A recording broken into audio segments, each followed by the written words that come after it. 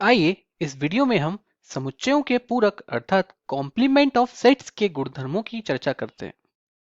तो मान लीजिए ये एक सार्वत्रिक समुच्चय अर्थात यूनिवर्सल सेट है और इस समुच्चय के अंदर एक समुच्चय A है।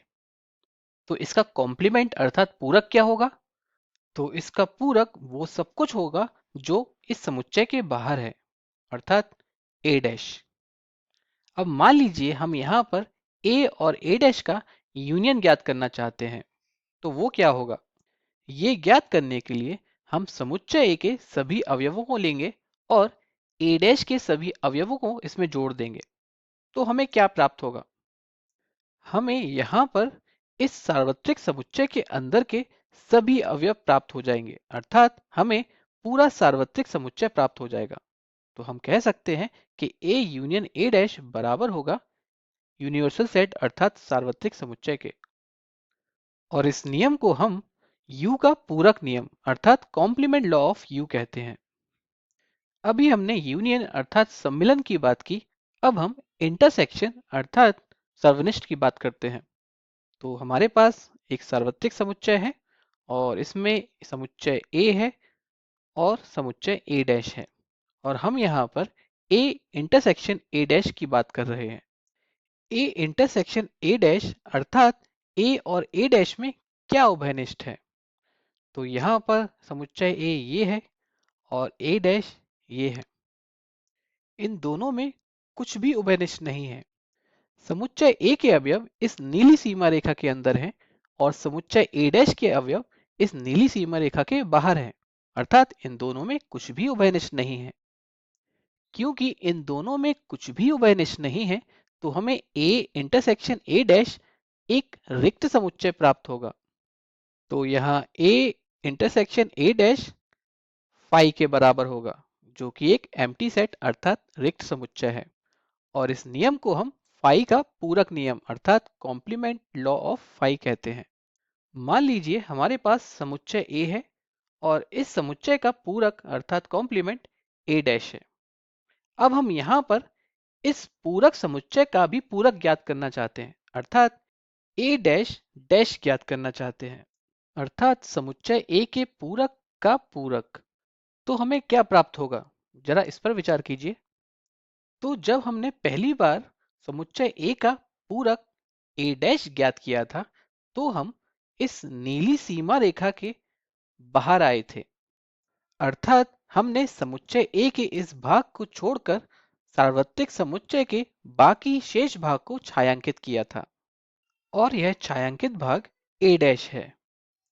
अब चूंकि हम A डैश का भी कॉम्प्लीमेंट अर्थात पूरक ज्ञात करना चाहते हैं तो अब हम इस छायांकित भाग को छोड़कर इस सार्वत्रिक समुच्चय के शेष भाग जो कि ये नीला भाग होगा इसमें वापस जाएंगे अर्थात हमें एक बार फिर से A प्राप्त होगा। तो हम कह सकते हैं कि A डैश डैश अर्थात समुच्चय A के पूरक का पूरक समुच्चय A के बराबर होगा अर्थात A डैश डैश बराबर होगा A के। आप इसको ऋणात्मक चिन्ह की तरह भी समझ सकते हैं अर्थात विपरीत।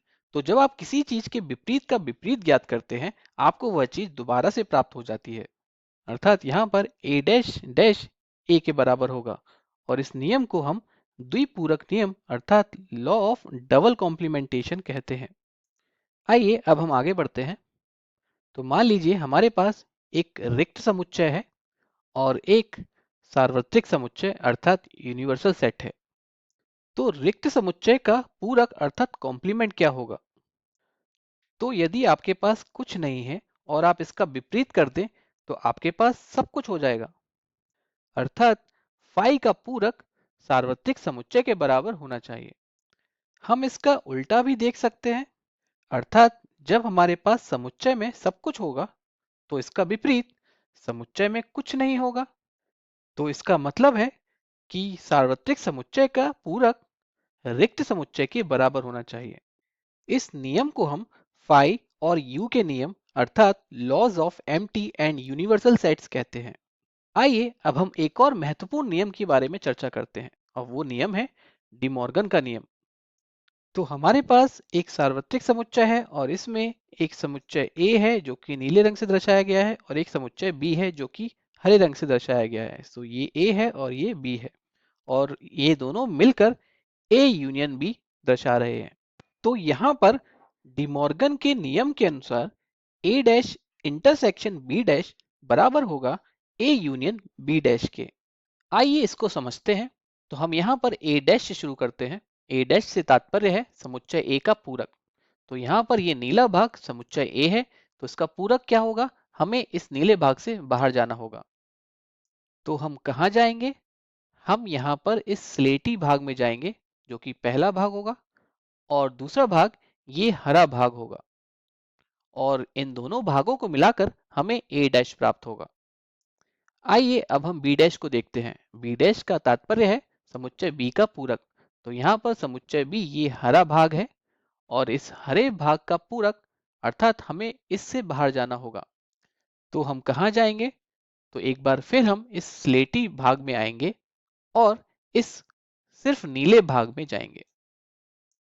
तो ये हमारा B डैश होगा। अब हम A डैश और B डैश इन दोनों का इंटरसेक्शन ज्ञात करना चाहते हैं। अर्थात हम यहाँ इन दोनों में क्या उभयनिष्ठ है उसकी बात कर रहे हैं।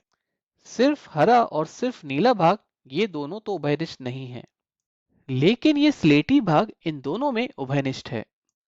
तो यहाँ A dash intersection B dash वास्तव में ये स्लेटी भाग होगा। और इसको कहने का दूसरा तरीका क्या है? स्लेटी भाग यहाँ वो सारा भाग है जो यहाँ पर A यूनियन B का हिस्सा नहीं है। इसका मतलब है A यूनियन B का पूरक। और ये वही है जो यहाँ पर लिखा हुआ है।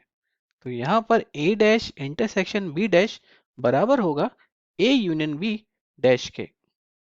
डिमॉर्गन के नियम का दूसरा भाग भी है और जैसे कि हमने यहाँ पर इंटरसेक्शन लिया है वैसे ही यहाँ पर हम यूनियन भी ले सकते हैं, जैसे कि A dash union B dash और ये बराबर होता है A इंटरसेक्शन B डैश के। आइए अब हम इसको देखते हैं। तो A dash union B dash का मतलब हुआ यहाँ पर हमने जिस जिस भाग को चिन्हित किया है इन सब का यूनियन। तो हमारे पास यहाँ पर ये स्लेटी भाग है, ये सिर्फ नीला भाग है और ये वाला सिर्फ हरा भाग है। तो हमने यहाँ पर इन तीनों भागों को लिया है और कौन सा भाग शेष बचा है? वो भाग है ये मध्य वाला भाग और ये भाग A और B का इंटरसेक्शन है, अर्थात A और B में उभयनिष्ठ है।